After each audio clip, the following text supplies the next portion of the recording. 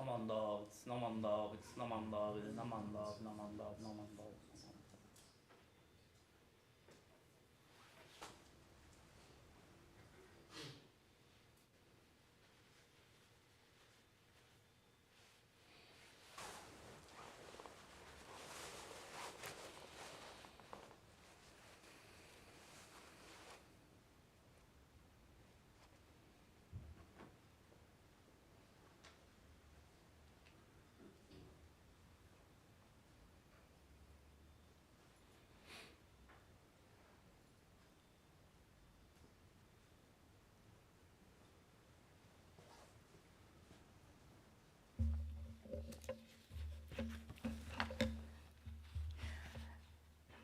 Good morning, everybody.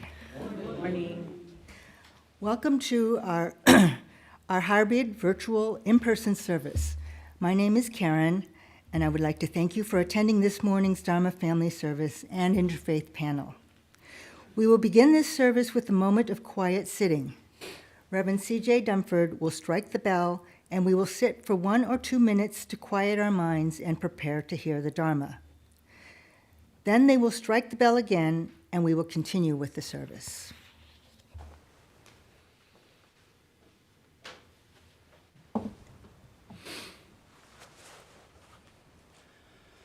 As we sit together today, let us notice the ground beneath our feet,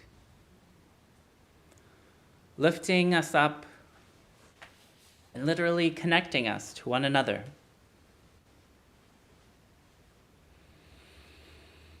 As we sit together today, let us notice the weight of our clothes on our skin, the temperature of the air surrounding us.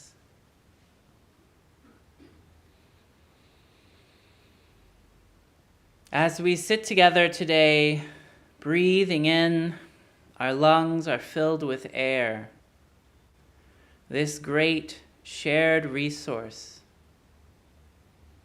yet another part of this earth that connects us to one another.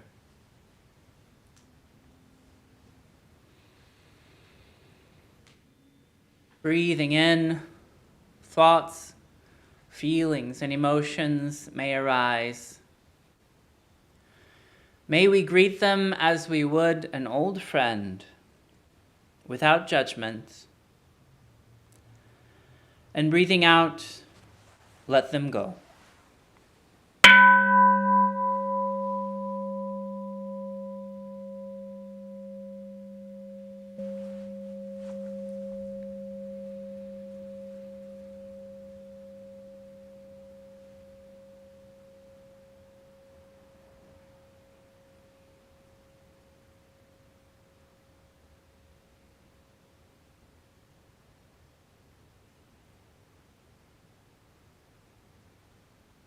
Breathing in, myriad things arise. May we greet them without judgment. And breathing out, let them go.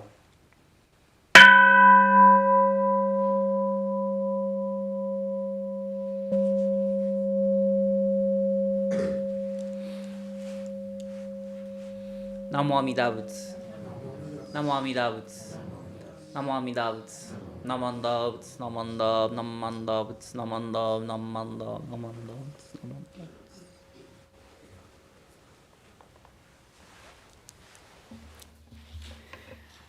Reverend C.J. Dunford will now chant the Sambutsuge, which is on page 79 of the Purple Service Book.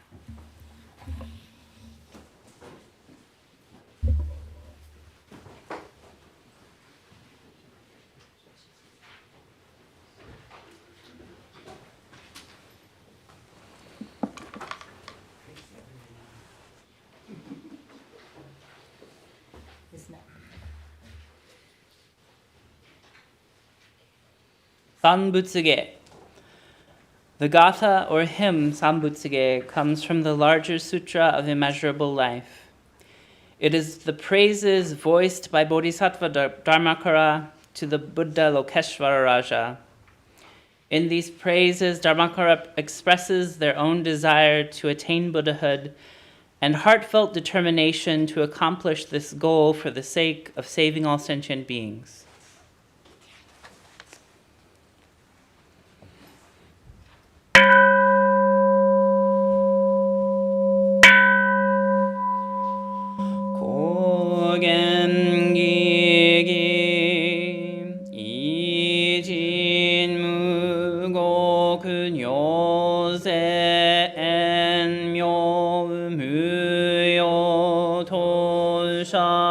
니지갓마니 슈코엔 요가이시논페 윤야그주모그뇨라이오겐 조세무린 쇼가그다이온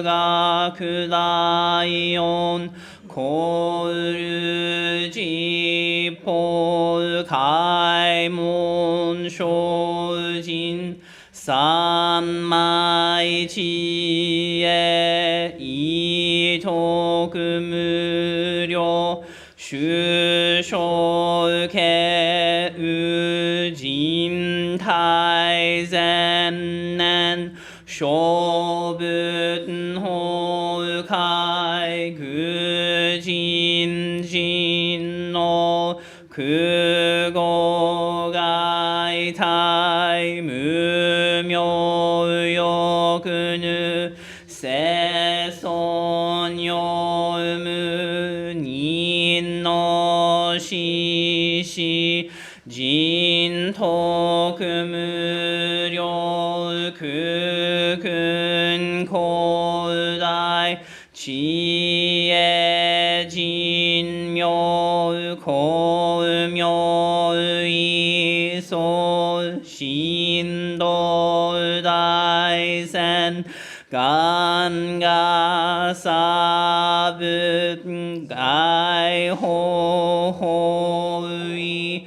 고도쇼지 미후게답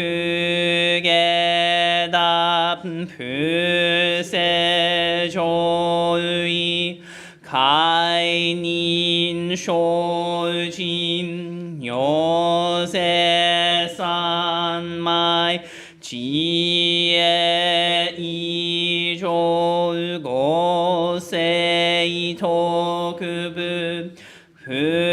흑교시감 이사이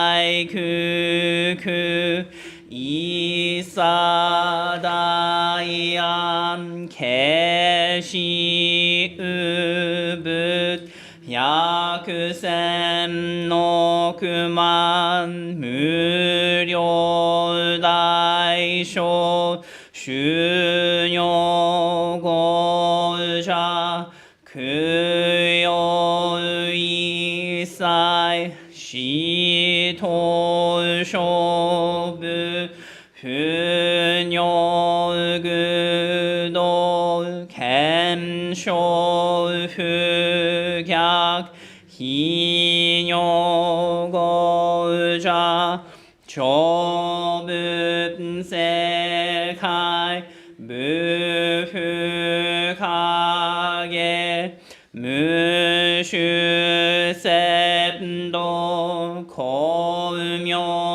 고묘시쇼 햄시쇼곡 요세쇼진 이진난료 료가사브 고그다우다이이즈 고슈기묘 노조초셋 고그녀나이옴 니무토소 가토아이민 노답니사이 지포라이쇼 신nep쇼조 이톨가곡 게라그암논 고분신묘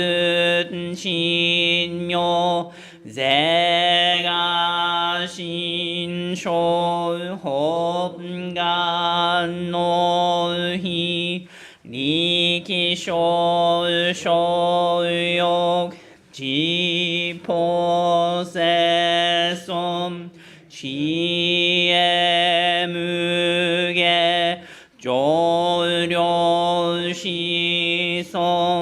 지가신교 계료신시 쇼그도그추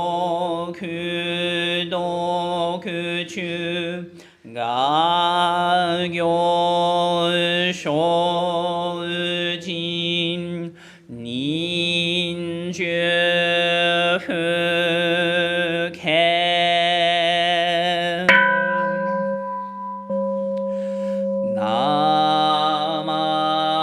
나만다브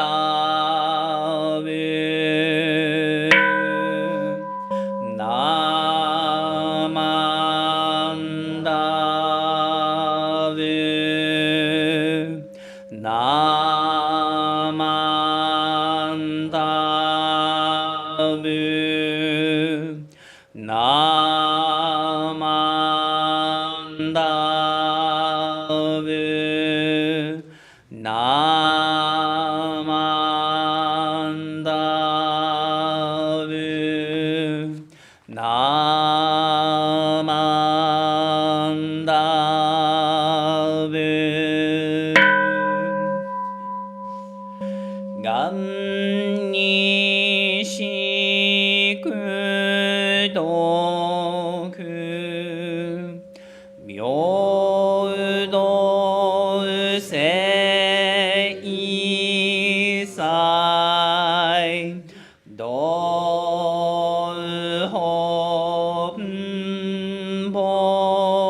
보다 희심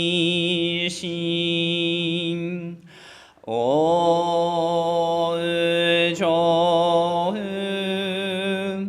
암나고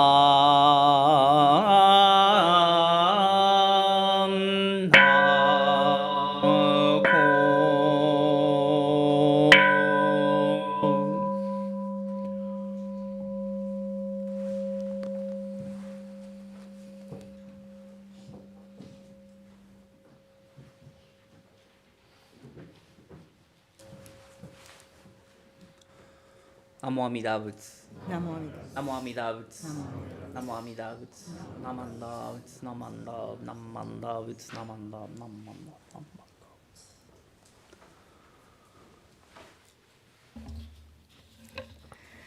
Please rise if you are able to follow along with the Gatha, Today is Today Now, which is on the handout. Please remain standing for the reading of Three Treasures 1. Good morning, everyone. Good morning. We're going to try singing together, learning a new gatha. It should be fun. Tony's going to lead us. So we want to teach you the chorus first. If you'll sing the chorus for us, that'd be good. Today is today now. Today is today now. Today is today now. Today is today now. Can we hear you sing that? Sing along. 3, 4. Today is today now. Today is today now. Today is today now. Today is today now. All right, that's great. Sounds good. All right, so when the chorus comes up, jump in and sing as loud as you want. Okay. Or you can just say the words.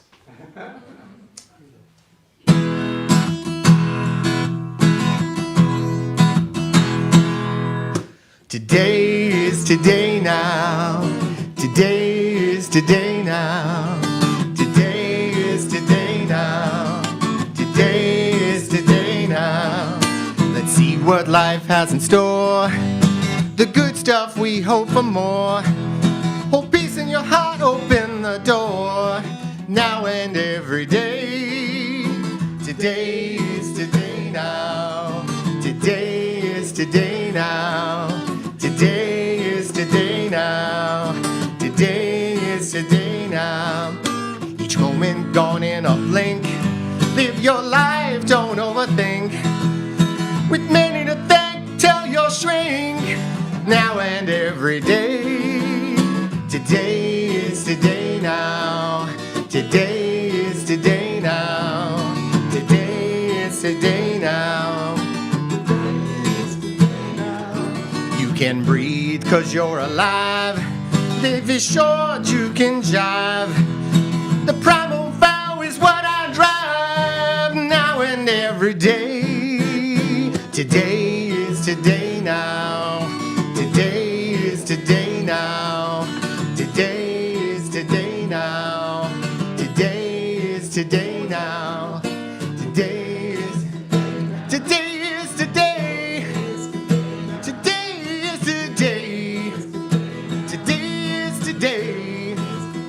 Today is today. Today is today.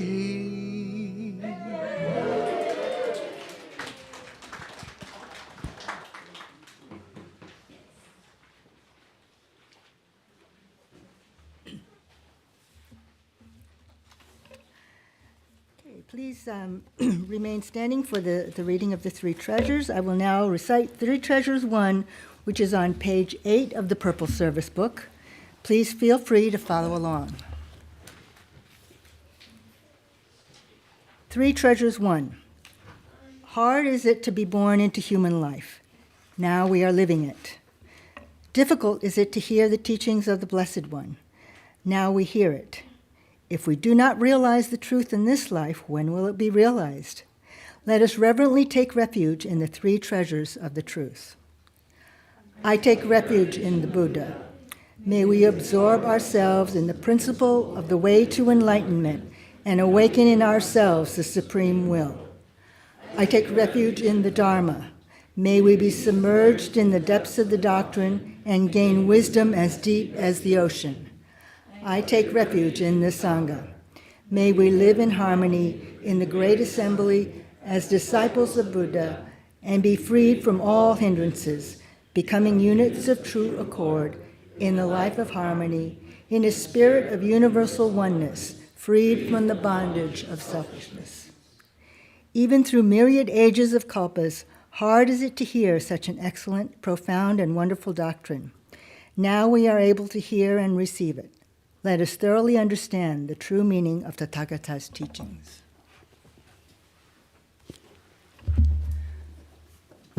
Namo Amida Butsu. Namo Amida Butsu. Namo Amida Butsu. Namo Amida Butsu.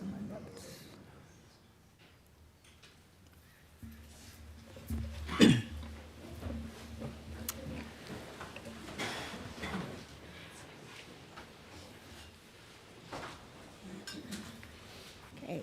Now I would like to welcome the following guests.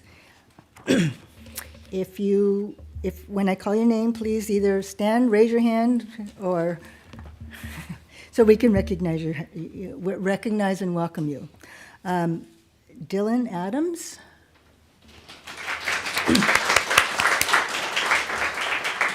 Dylan is from St. Mary's College High School, and he's currently learning about Buddhism in a world religion class. So welcome. And Sam?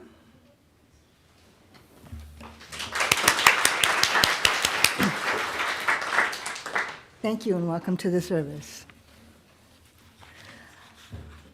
Let's see, I will now read the announcements that have been submitted for reading. BBT Cato Bingo. This is Thursday, October 24th from 11 a.m. to 1 p.m. Join us for our Cato Bingo if you are able. This will include a free lunch. The BBT Dharmanar, the monthly online study session, is on Thursday, October 24th at 6:30 p.m., and the topic is birth and karma. The sign-up link is on our website. The second session of the fall seminar series, Buddhism and Culture, hosted by the Buddhist Temple of Marin, is on Sunday, October 27th at 1 p.m. via Zoom or in person at the Marin Temple. Reverend Kurahara will be presenting Buddhism and Language, the influence of Buddhist teaching on Japanese language. You can sign up through the QR code on the flyer posted in the social hall or on our website. BBT Dharma School Halloween Party. Next Sunday, the 27th, after service, there will be Halloween activities led by the Dharma School and an animal show presented by Tracy the Animal Guy. Please join us if you are able. If you remember last year, we had bats, and that was a lot of fun. The Jodo Shinshu Center parking is available next Sunday. The gate will be open at 9 a.m. and close at 9:30 a.m. sharp. So please arrive during this period to take advantage of the JSC parking.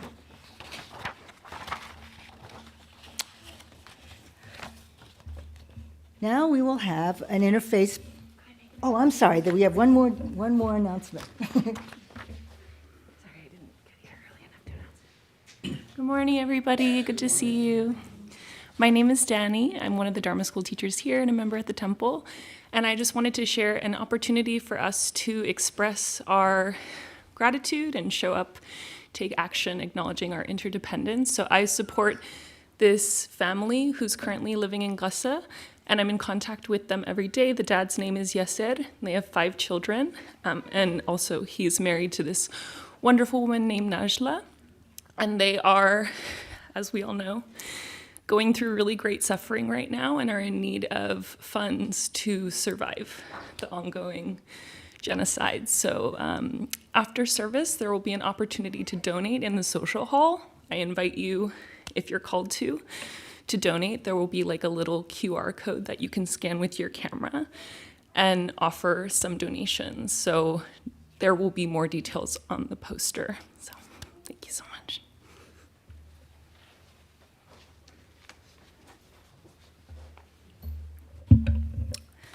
Okay, now we will be setting up for our interfaith panel discussion.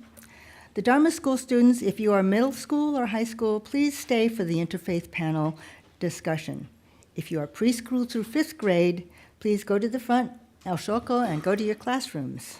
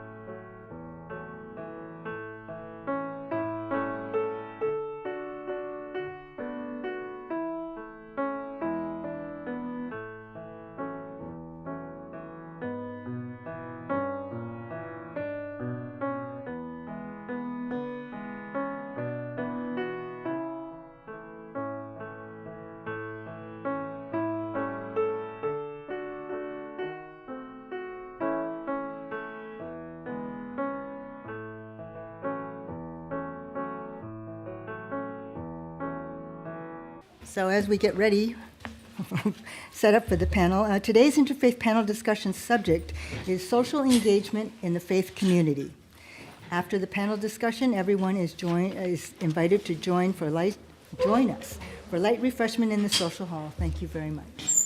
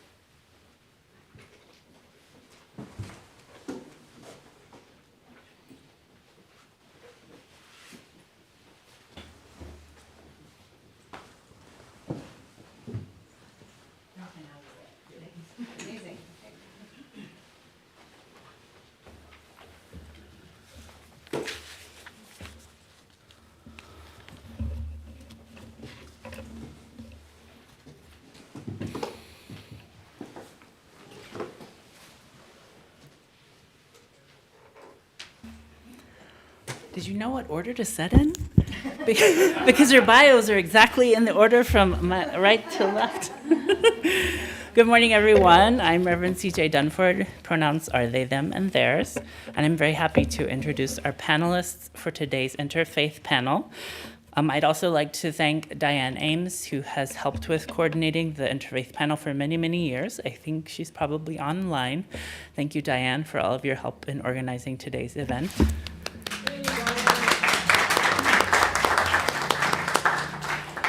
And now I'd like to introduce some friends and hopefully a new friend in Zachary.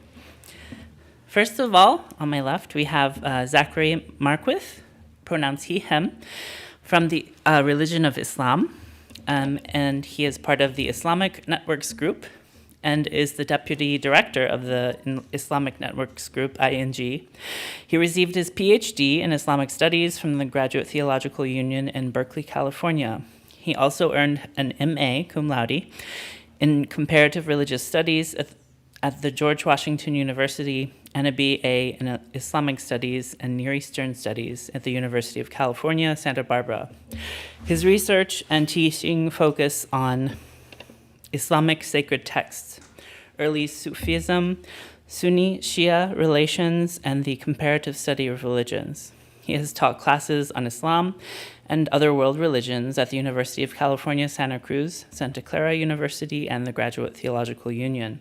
He is the author of One God, Many Prophets, The Universal Wisdom of Islam in 2013, and the forthcoming book, And When I Love Them, the Hadith al-Nawafil, and the Formation of Sufism in 2024. Zachary has also worked with other nonprofit and community-based organizations, including Hub Foundation, the International Peace Project, and Food Not Bombs. Welcome, Zachary.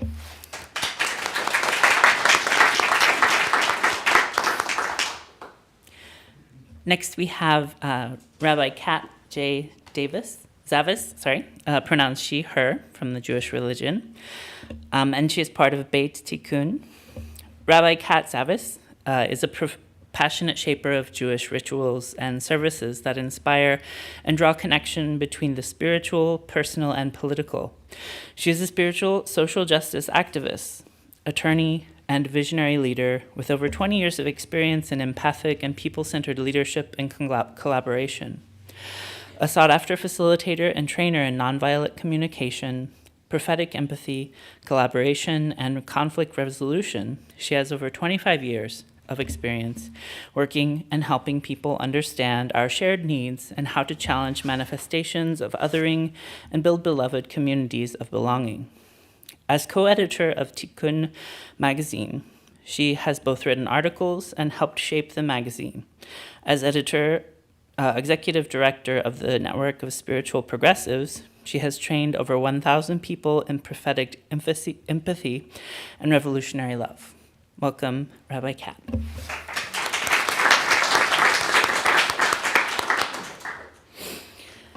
Next, we have Reverend Deborah Lee, pronounced she and her, who comes from the Christian religion.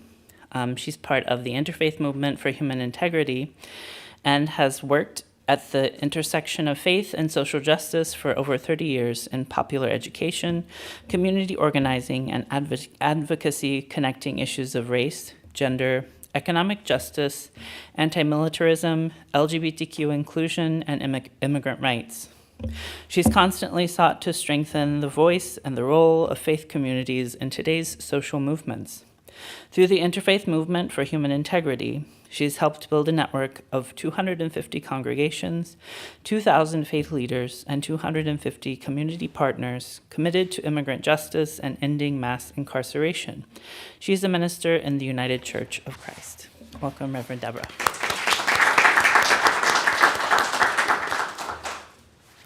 And last but not least, we have Casey Mukai, pronouns she, her, who comes from the Buddhist faith, who is a dear friend of mine and a friend of all of us here at the Berkeley Buddhist Temple. Casey grew up attending Buddhist temples in Central California, most prominently Fowler and Fresno. And she was active in Junior YBA, Young Buddhist Association. She later became a youth minister's assistant through the Youth Advocacy Program. Currently, she's a member of the Berkeley Buddhist Temple and serves on the Blend and Community Outreach Committees, as well as with the Buddhists for Ceasefire group, which organizes events supporting Palestine. She currently organizes with Sudu for Solidarity, serving as fundraiser chair and chair for the Pardon for Lamle campaign, and is also involved with Nikkei for Palestine and the Bay Area Remembrance Consortium. In 2023, Casey served as the queen of the Northern California Cherry Blossom Festival in San Francisco's Japantown, and previously chaired the Social Justice Committee of the Young Buddhist Editorial. Welcome, Casey.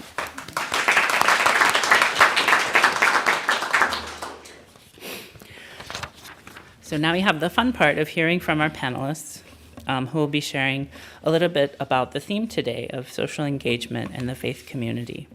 And if it's okay, maybe we'll just go in the same order that I introduced everyone. You feel free to use the microphone there on the table.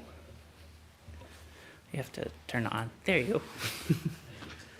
Thank you so much, Reverend CJ. It's an honor to be here. This is one of the most welcoming spaces of worship that I've been in a long time, and to see all of your faces. I'll begin in the name of God, the compassionate, the merciful. Bismillah ar-Rahman ar-Rahim.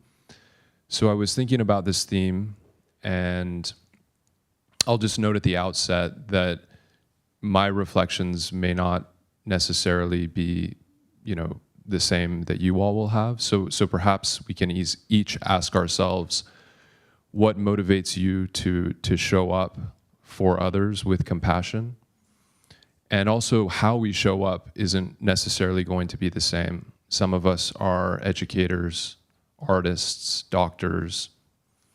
Others are, activists, parents, and some of us may not have enough right now or at another time to show up. We may have broken hearts, but it's important to be here. We need you more than ever.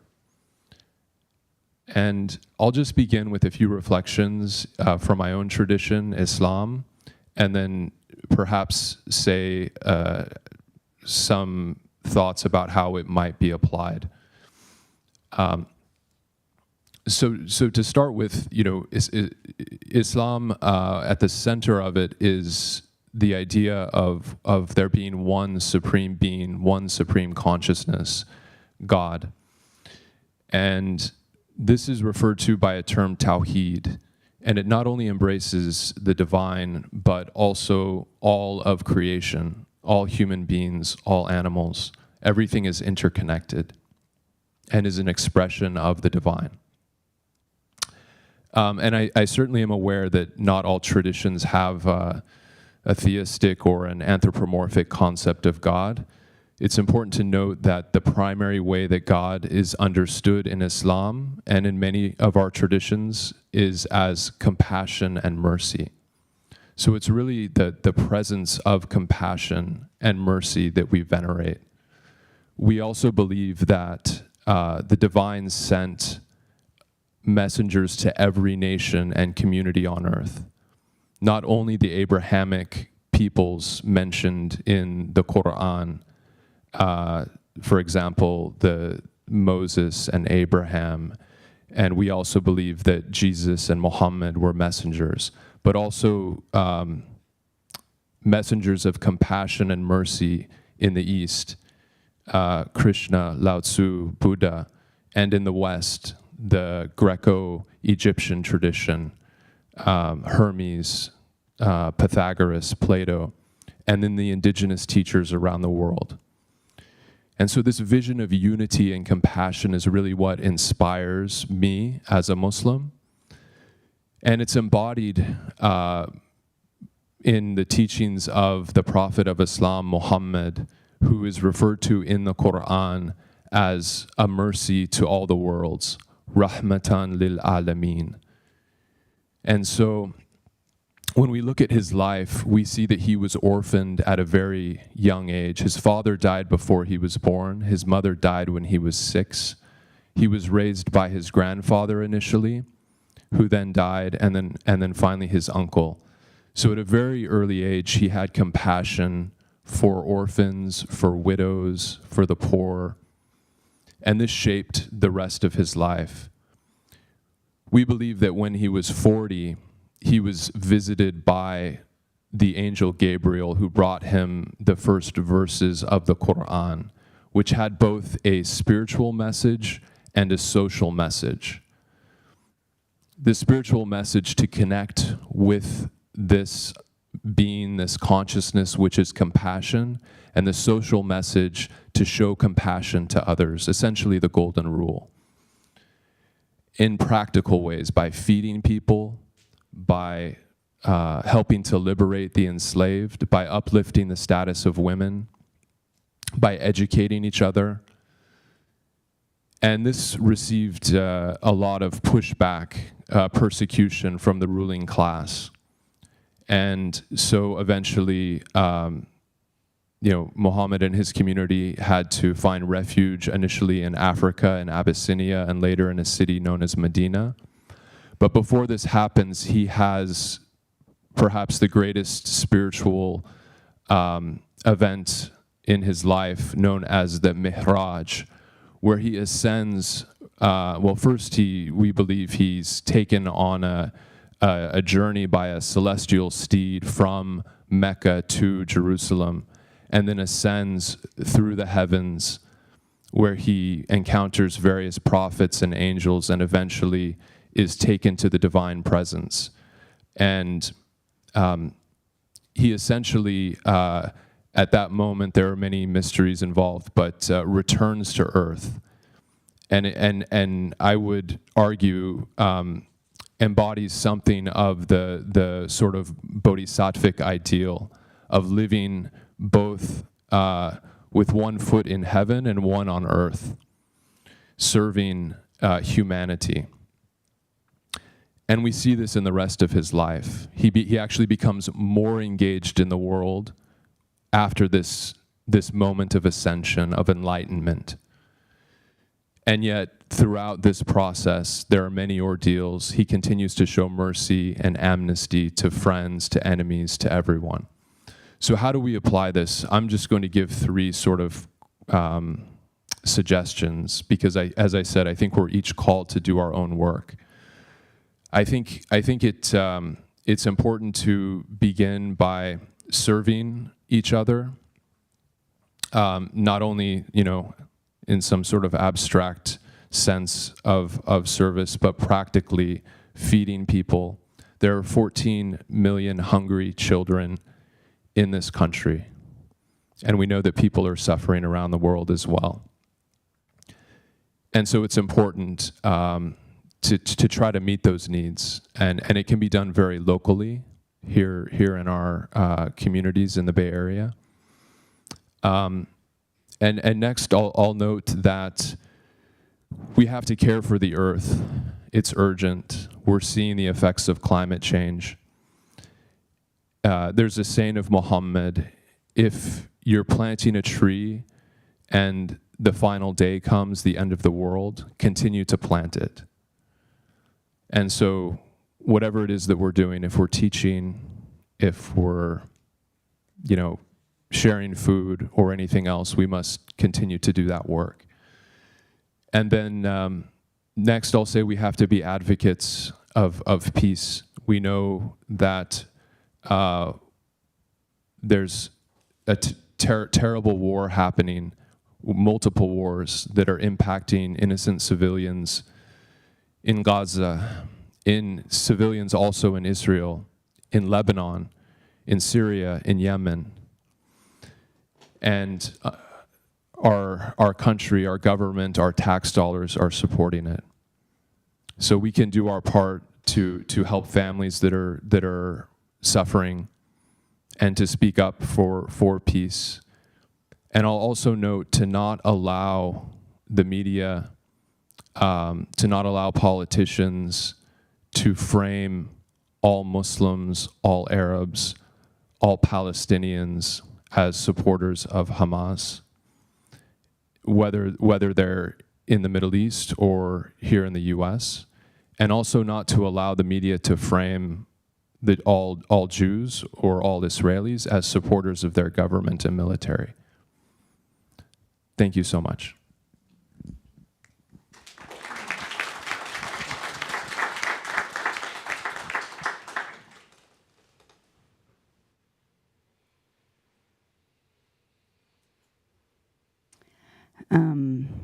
I'm just feeling heaviness in my heart at this moment, as the slaughter and genocide and ethnic cleansing continue unabated and unstopped, funded by our government that could halt it immediately if it wanted to.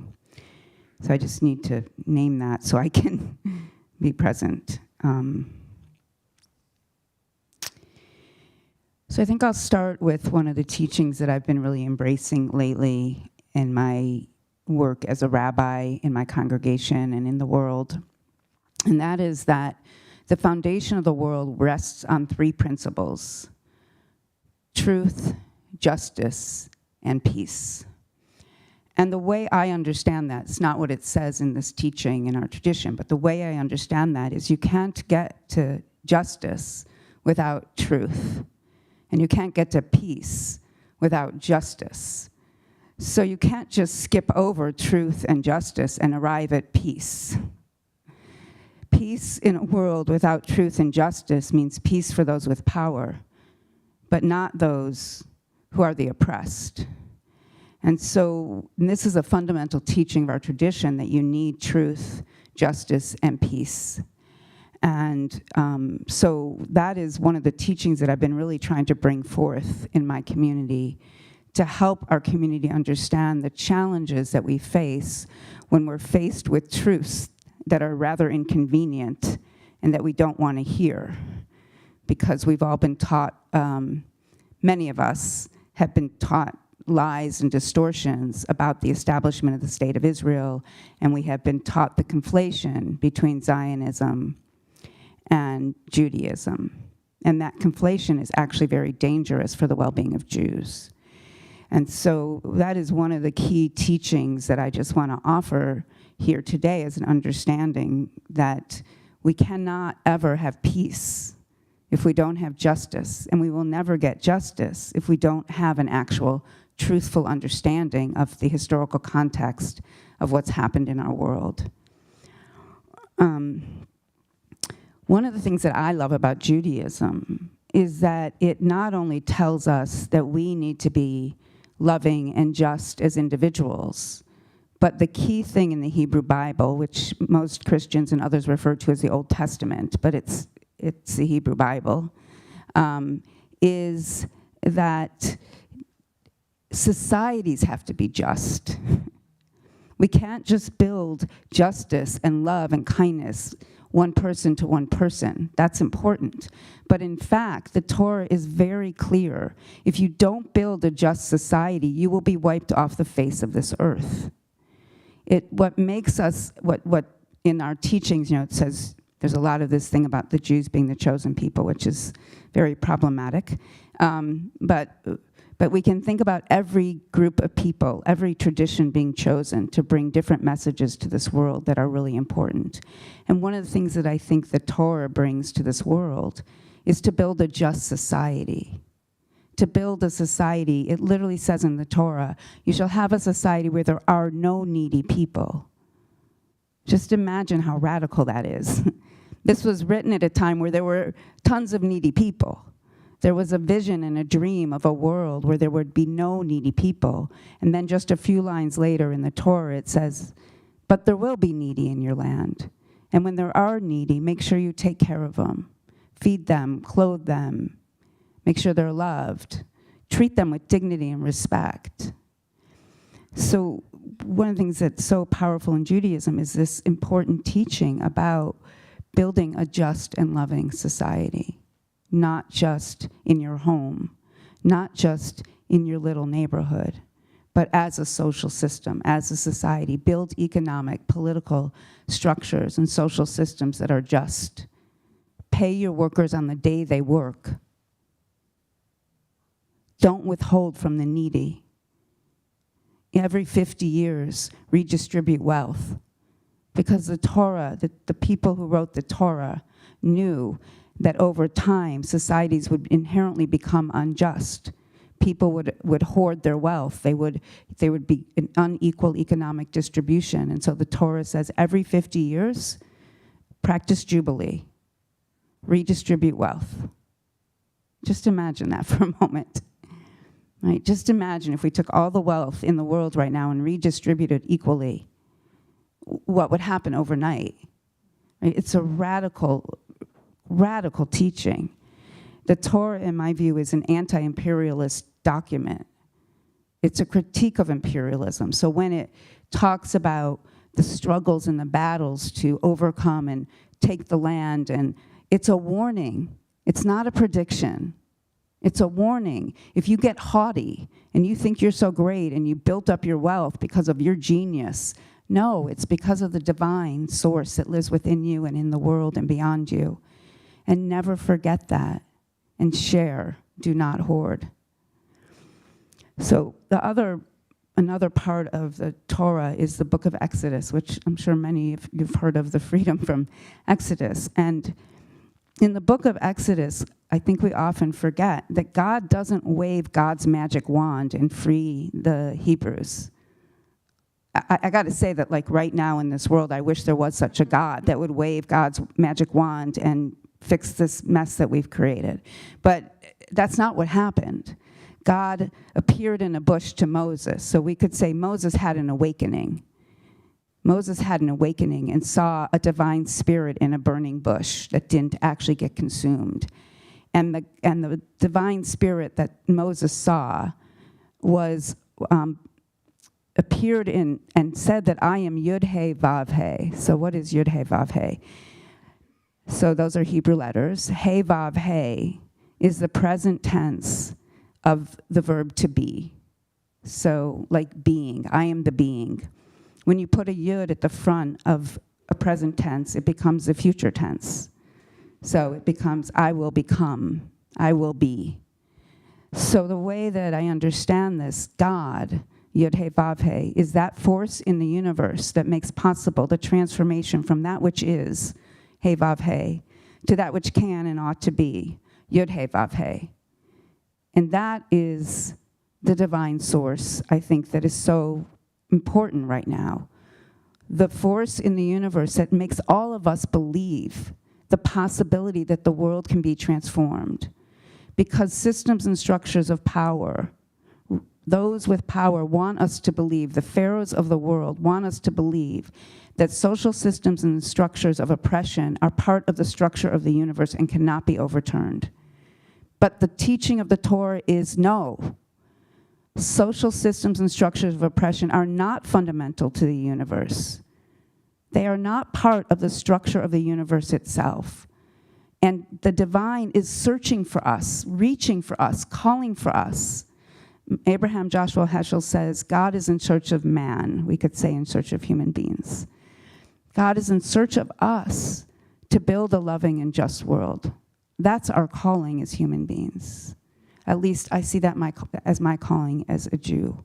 And so it demands that I speak out, that I engage in social justice, and that I call others to do the same, even when it makes me and other people uncomfortable. I always like to say, even when my voice cracks and my knees shake, even then, even when I want to hide and run away because it's going to make people uncomfortable, even then.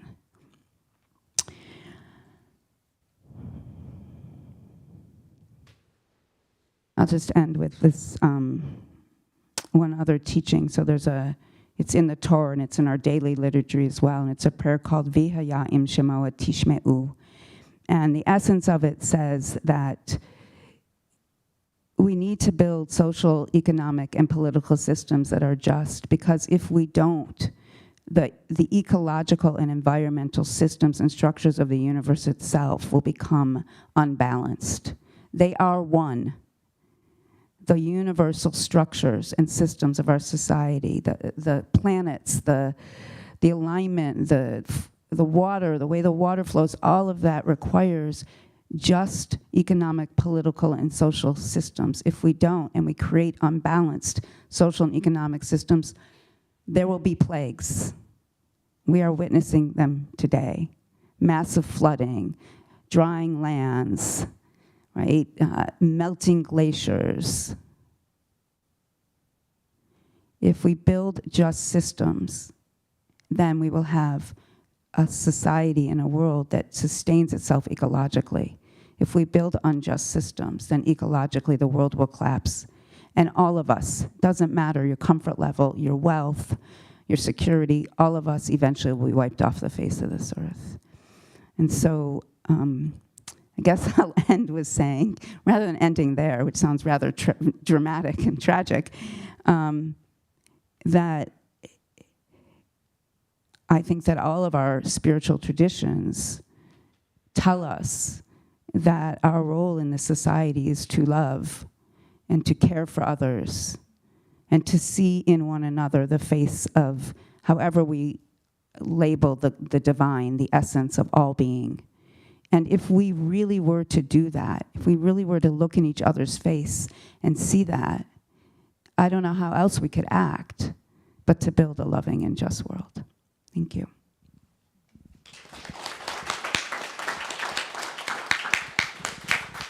Thank you both. That's been so inspiring. Greetings, everyone. I'm Reverend Deb. I just want to express my gratitude to the invitation to be here. It's very familiar. It's very much like home here. I'm a member of Sycamore Congregational Church, historic Japanese American church just up the road in El Cerrito. And it's the role of the Asian American church in the United States story has been something very close to my heart for many years. I'm Chinese American, second generation. My parents are immigrants. And I've been Christian for several generations, my family, through colonization, through the missionaries. You know, it's been part of my family's story. And it's been my, I guess, a task of each generation to make your faith your own, to understand what it means for you. And for me, in this time, I had to make my understanding of what did Christianity mean for me in the time that I was living and the place that I was living. I grew up in Ohio, so I had the experience of being a racial minority. And so for me, that question of like, well, what did my faith have to say about the world of racism that I was seeing around me? Did it have anything to say to that? And the Christianity that I grew up in was, in fact, you know, very much a product of colonization, and it had very racist ideas about other people. So it's been a process for me to understand Christianity in terms that had meaning for me, and a search for me to find, you know, especially, I'm the first person in my family to be Christian in a place that was a predominantly Christian country. And it's a very different thing when you, in this place of the United States where there's so much Christian supremacy, you know, so much Christian dominance, you know, versus my mother being Christian in a Muslim country of Indonesia, where it was a very different experience. So I've had to wrestle with that. You know, what does it mean to be Christian when that's a dominant religion? When our country is so dominant and imperialist towards other countries, what does that mean? And the way that Christianity has been used for so much harm in the actual foundation of this country, and continues to harm so many groups in our society today, especially the LGBTQ community. So being Christian in this country has been, what does it mean to have a posture of penance, a posture of having to repair those harms. So one of the things for me, especially I know that, you know, growing up, you know, as an Asian American Christian, this is not the religion of my ancestors if we go back, say, maybe 4 or 5 generations. So we were probably Buddhist, Taoist, other things. So for me, I think that has led itself to be kind of interfaith in nature. My own spirit and my own practice has led me to really want to do more interfaith work.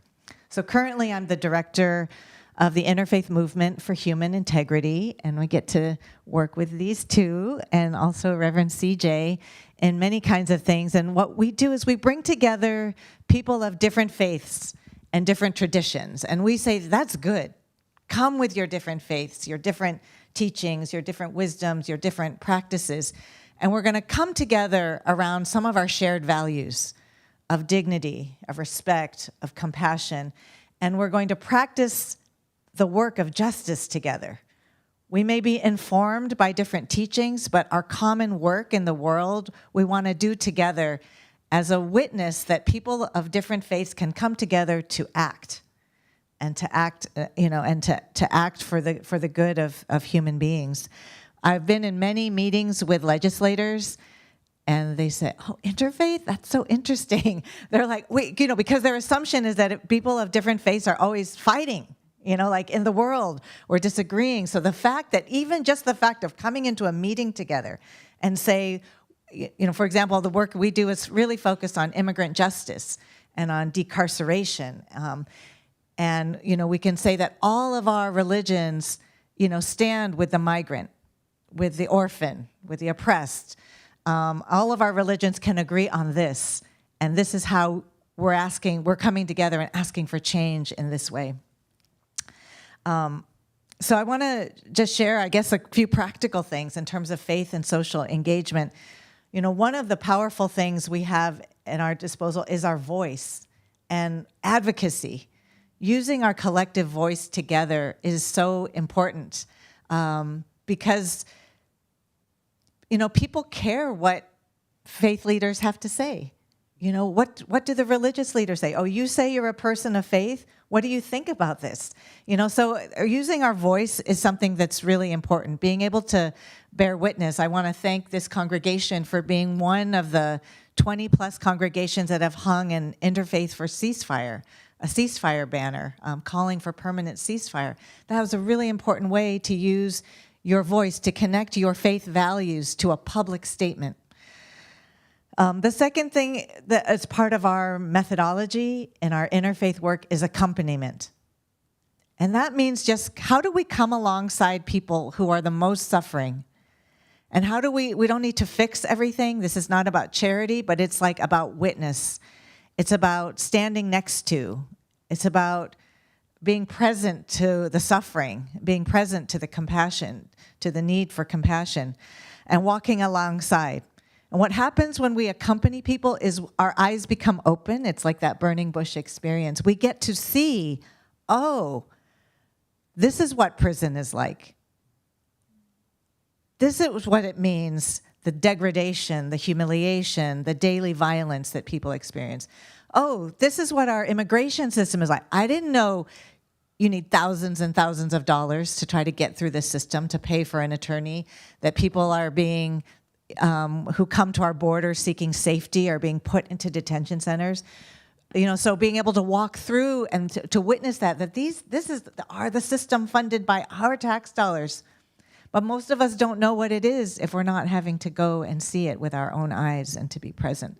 So accompaniment is another really important thing. And it's in that accompaniment and that walking with the very personal, practical, becoming beloved community, becoming friend and neighbor with each other, that inspires and motivates us to practice love in the world in the ways that we're called to prevent harm.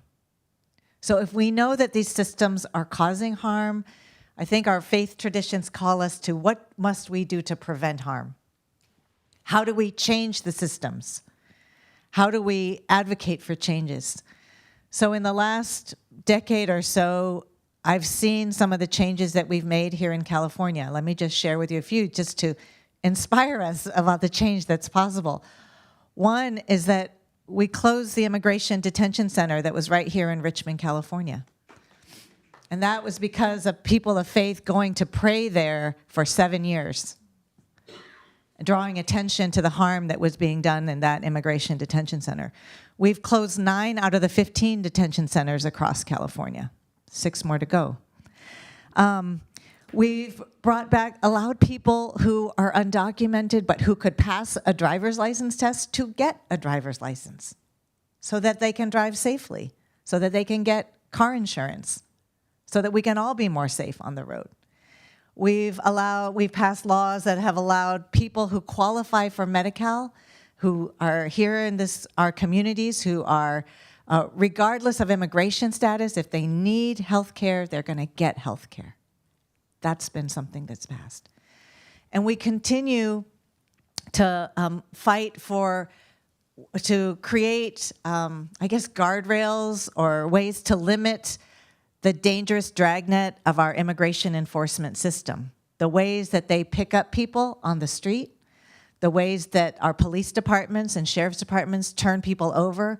We've tried to put more and more guardrails to box in to prevent more people from being turned over for federal deportation. And this issue is so important for me, as someone who is Asian American because of Angel Island and that detention center there, but also, my husband's family is Japanese American, so the story, the experience of incarceration, of World War II incarceration, and people who were deported in that time period too, that we know that this is part of our country's story, and it hasn't gone away. The focus has been put on other people, but it hasn't gone away. And so it's so important, especially I want to say, to speak to this congregation as one that has historically Japanese American roots, that your story and your experience of that, and I know the Buddhist churches were first targeted, the very first that the FBI came for. It's so important for that legacy and your experience, for you to use your experience to share and to inform and to reach out in solidarity to other communities. So I'll end there with that. Thank you.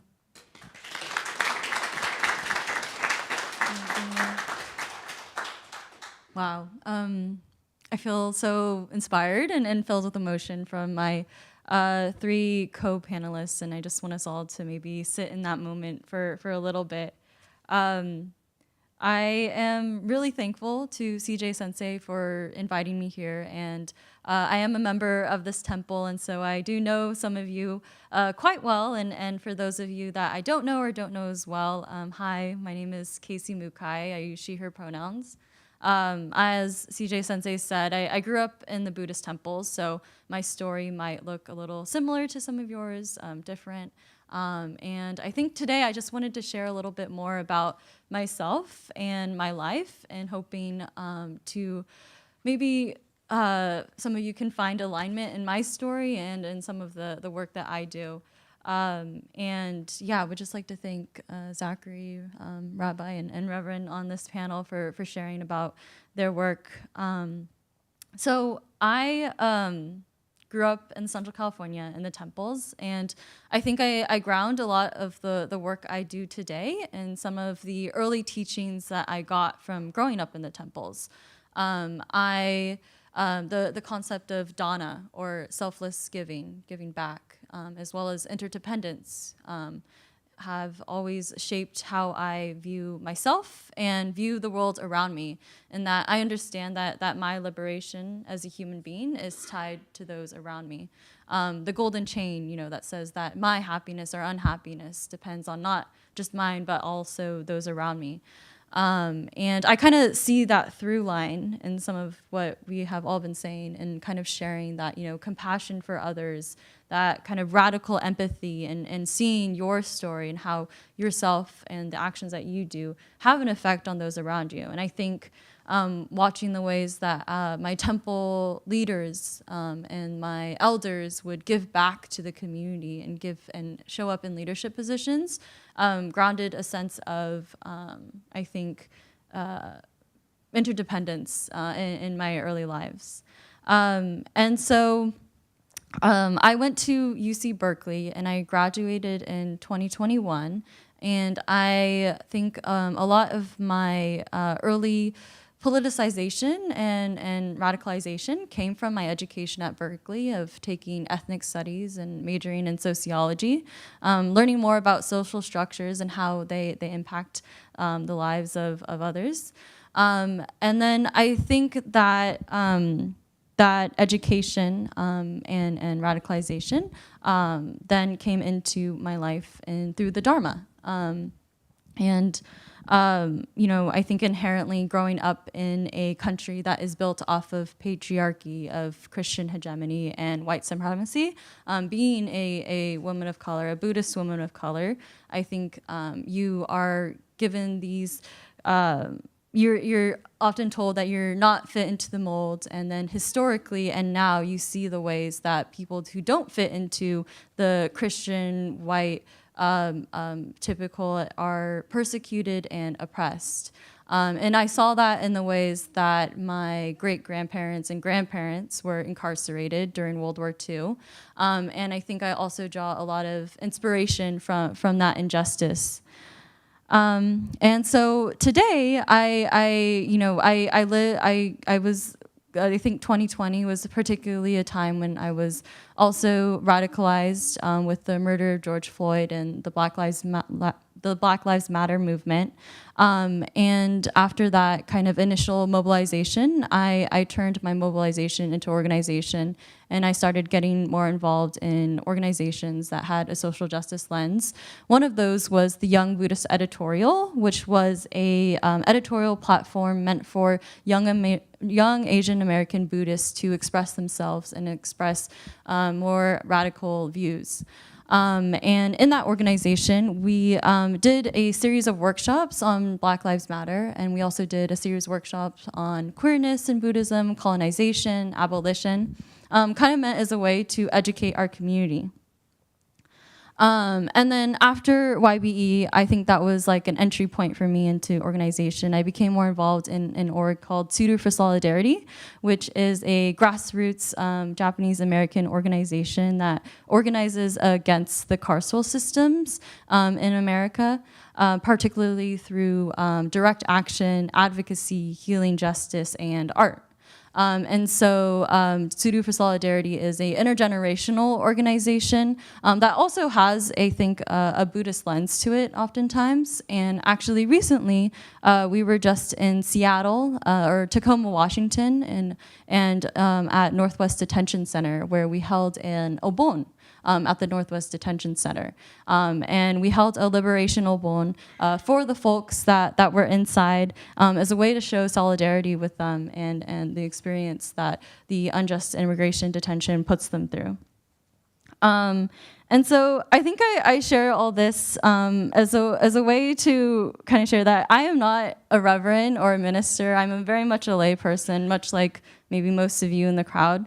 However, the ways that I have seen the Dharma inspire me and others around me have been particularly impactful because I think I'm very inspired by my elders who, you know, in the incarceration camps continue to practice Buddhism despite it being more harshly persecuted.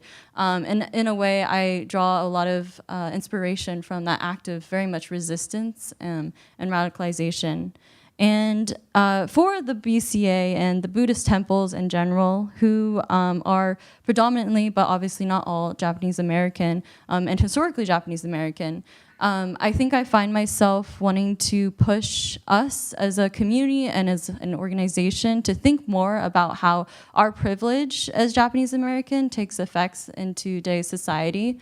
And I think with the upcoming election, as we all know, and how most of us have afforded ourselves a certain amount of privilege in this society, I want to implore us all to think about how we can use our civil power and our civil rights to organize and take action for others.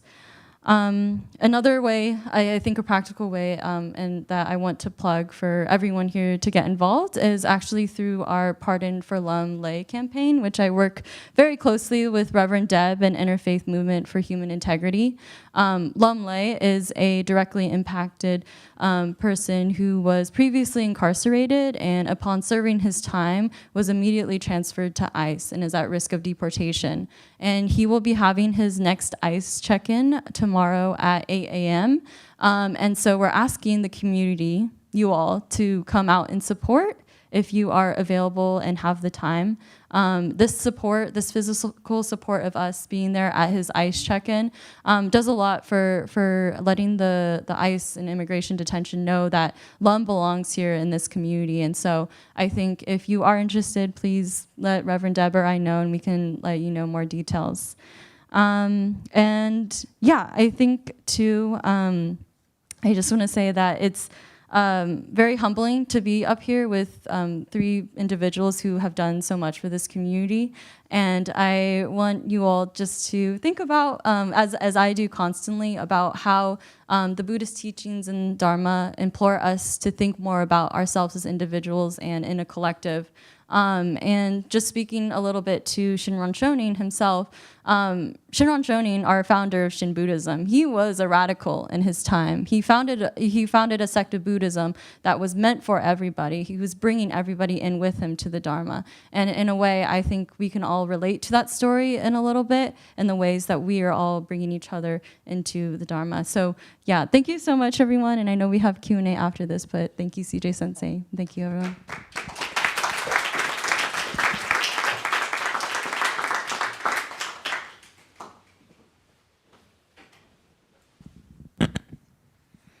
Thank you. Thank you to all the panelists for sharing. I wish we had more time. I'd love to give you a chance to respond to one another. And maybe if we don't have too many questions from the audience, we can still do that.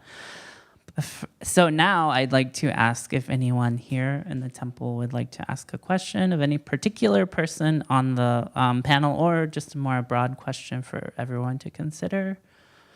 Please raise your hand and I can come to you.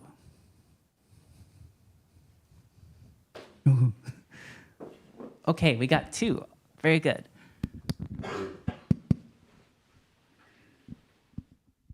Hi there. Thank you for sharing your perspectives and your insights today. I have a question about, I guess, drawing on something that Zachary talked about and Reverend Deborah in terms of not being a representative for all people within your faith.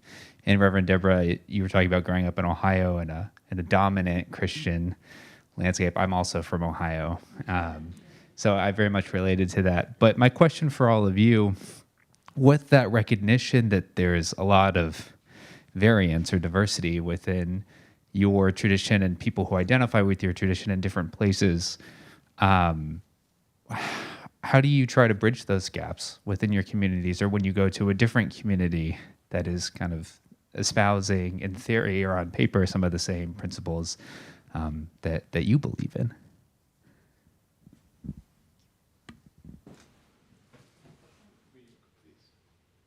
Are you saying how do we deal with that within our own tradition when there's that difference? So if you go to a different congregation, let's say in Ohio, should one want to host you as a Christian?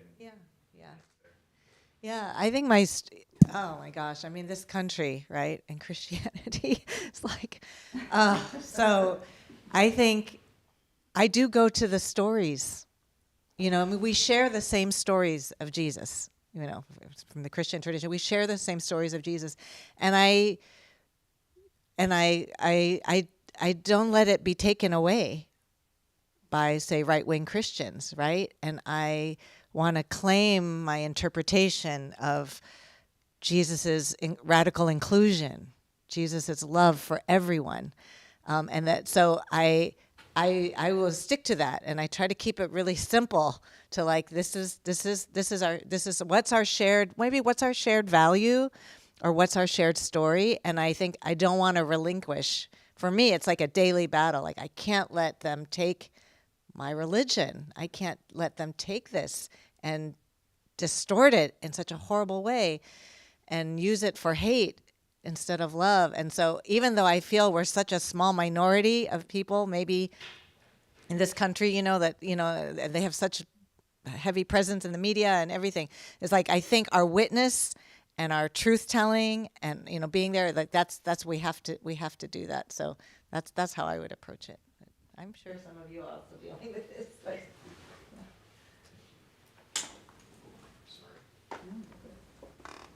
Yeah, this is a great question. It is on. Okay. Yeah, so I studied with a Sufi teacher from Senegal, West Africa, and he spoke of the differences among religions as actually being a good thing, like different gardens in a flower. Different flowers in a garden. And I think it actually is a form of ignorance to think that our religion is the only religion for humanity, or our race is the best race, or our nation is the best nation. And the diversity among human beings, among nature, should be preserved, regarded as sacred. And yes, I also believe that it's embraced by a greater unity. But I think differences are a good thing, including within Islam, my particular faith, and then more broadly among Christians, Buddhists, Hindus, Jews, and so on. As long as we're not hurting each other, I think we can embrace those differences and learn from them, because there's treasures, in my view, that have been placed with each community, and there may be that teaching may also exist in my faith, but it may be latent. I may not recognize it until I see it in you. I guess I'll say that there's a tradition in Judaism that if you have two Jews in a room, you'll have 5 opinions. And I would say even within one Jew, you might. So I hold that and honor that. And I refuse to allow my religion to be co-opted by distorted beliefs about what our tradition teaches us. And I also want to hold the fact that we have thousands of years of trauma. And it's very easy to whip up that trauma for the purpose and benefit of empire. And we're witnessing that in horrific ways right now. And I think I said at the beginning when I was speaking that it is of utmost importance to me to claim Judaism and not to claim Israel as a Jewish state. It's a nation state. It actually happens to be a Western imperial placement of a nation state. And Jews are being used as middlemen, middle people, as we have been throughout history, to do the bidding of imperial powers. And I refuse to allow the nation state of Israel, which is not a Jewish state, but a state with a lot of Jews, to be a representation of what Judaism is. So I guess my request would be when you hear people refer to Israel as a Jewish state, that you interrupt that story. It's an imperial state. It's a nation state. It has a lot of Jews. Like most nation states, it's doing a lot of really, really horrific things. And we don't call the United States, even though it's Christian hegemony, we don't say it's a Christian state doing a lot of horrible things. It's a nation state doing a lot of horrible things. And actually, Christian Zionists are one of the most powerful groups in our country, pushing a Zionist agenda that is resulting in what we're seeing in horror every day. And so Judaism has a choice. It can be a blessing or a curse. And we're at a crossroads. And I will stand in the Judaism of love and justice and truth. And I will challenge those who choose to stand in a Judaism of empire and power and domination. That's not a Judaism that I will embrace, nor do I actually think it's the root of our tradition. We're a people of the book. We're not a people of war and mechanization and machinery and violence.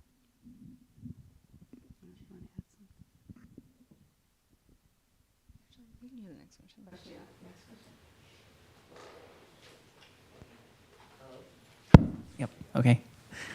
Here you go. Right. Thank you. That was going to be one of my questions, so thank you for asking it.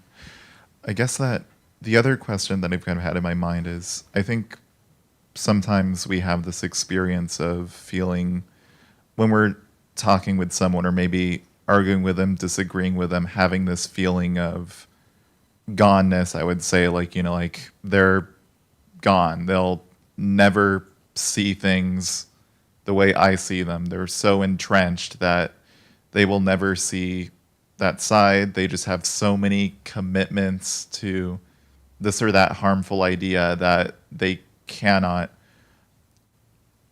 untangle that. And I guess my question to the panelists is whether you, I guess, believe that or disbelieve that. How do you navigate those feelings and those relationships, especially when it's people you hold very dear and close to yourself?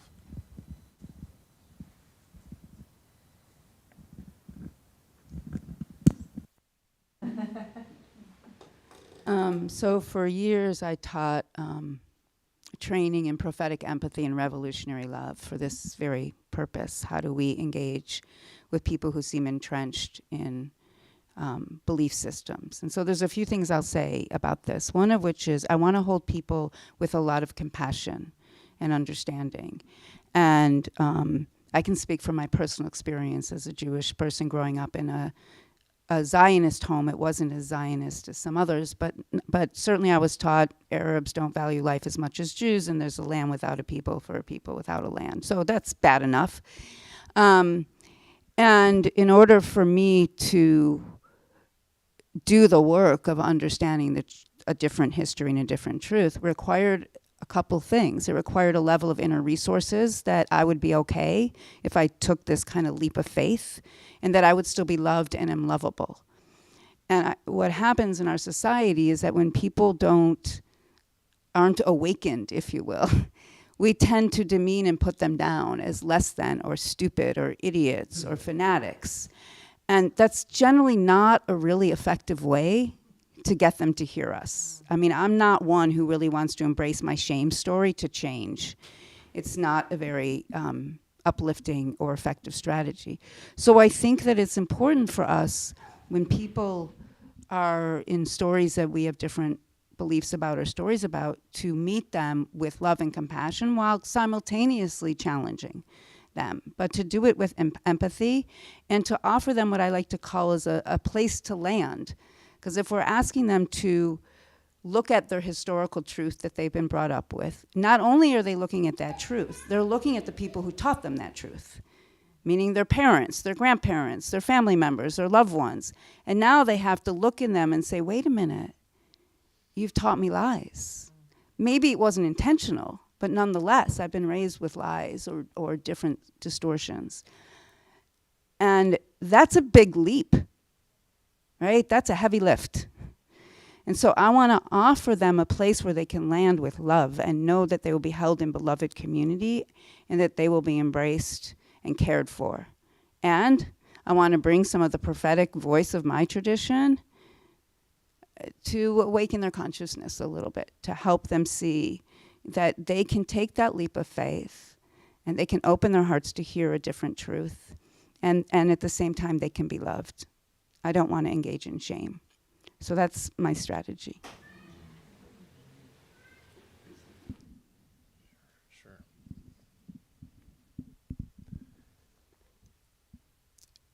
Sure. So a couple of things, and this is a very good question.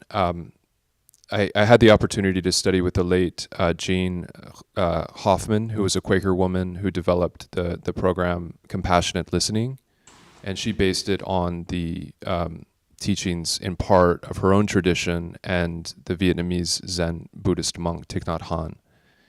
And this is very powerful, whether we're talking about using it interpersonally or when communities and nations are fighting, to recognize that there is actually suffering on both sides.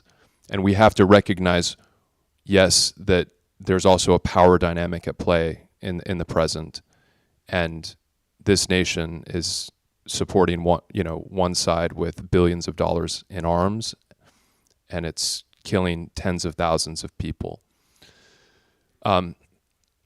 So listening that people are suffering.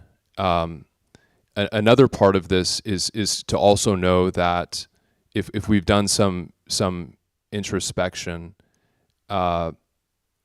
we have the seed of compassion within us. We also have ignorance and the ability to do harm, each of us. And so when we recognize that, we can have more compassion for others. We could be the person that's doing the harm, and hopefully we're not. And the last bit that I'll say is that it really all is based on ignorance. We're not seeing the face of the beloved in each other, the face of love, and that's why we're harming one another across religious or national lines, with war, and even here in this country, politically, people can't talk to each other right now.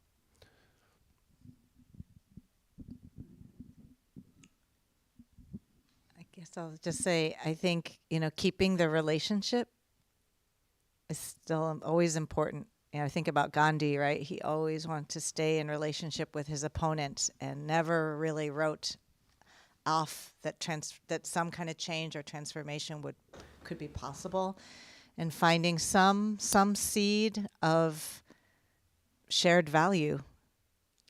It could be interpreted. The strategy to get to that value might be different, but maybe there's some shared value that we could hold on to. I just will share this one little anecdote. I was just in Bakersfield this week with a bunch of abolition activists trying to close the detention center there. We went to karaoke at night. And I was like, I don't know about this bar. I'm not sure, It looked like a lot of MAGA people to me. I don't know. I didn't ask them, but they were doing country music. We did our songs, And then by the end of the night, everybody stayed. They stayed. We didn't chase them out. They didn't chase us out. And I thought, people love to sing. People love to sing and love their songs. And, it was like, so there's something about us being in that weird little parking lot bar together, I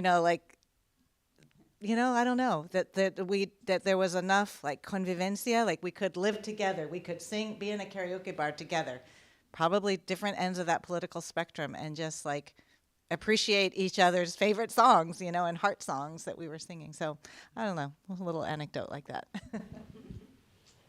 Yeah, thanks for that. And I think I would echo a lot of the sentiments already shared, and just say that when engaging with someone who doesn't think the same way as you, or maybe share the same opinions, it's important not to just recycle the same us versus them mentality that has gotten us into this place in the first place.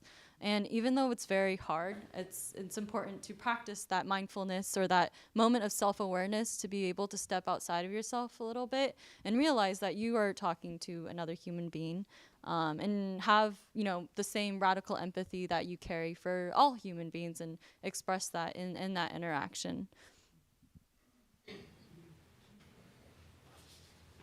I don't know if I have time, but I wanted to just share one opportunity. There's a new immigration court that has just opened up in Concord. So people from Alameda County, Contra Costa County, and the Central Valley, when they report for their deportation court now, and with their deportation agents, it will be in Concord. So we have an opportunity as a local community to take ownership as much as we can and take responsibility for what people's experience inside that court will be. So we're organizing welcome navigators. We can't control what happens with the judge and with the courtroom, but we can help people's experience of feeling supported, feeling that their kids are supported, that they have some sense of navigation of what's happening. So I have some flyers here and also a sign-in list, but for people who would be willing to volunteer once a month or once a week to just show up at the court. There's a training involved, just how you can help people navigate that system, and just it's an opportunity to open your eyes to what's happening here locally.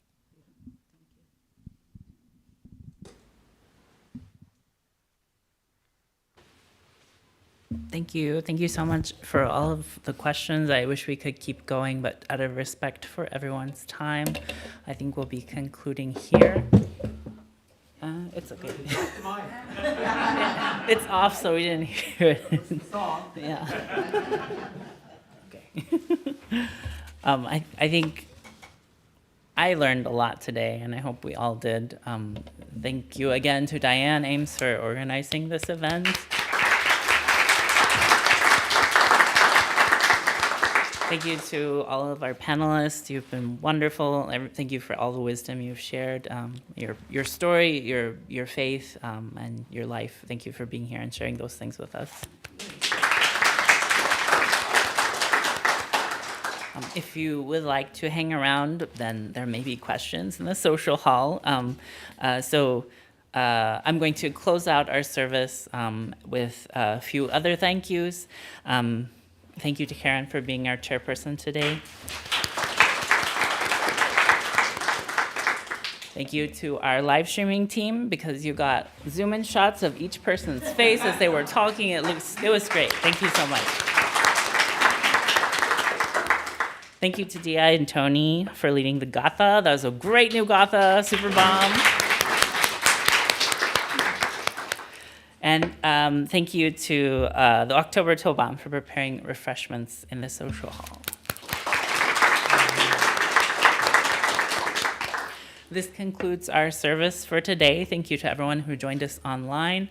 I wish this maybe could have been more interactive for you, but you're welcome to join us in person next time we do this next year. For everyone who's here in person, we will move the tables, and feel free to join us in the social hall for refreshments.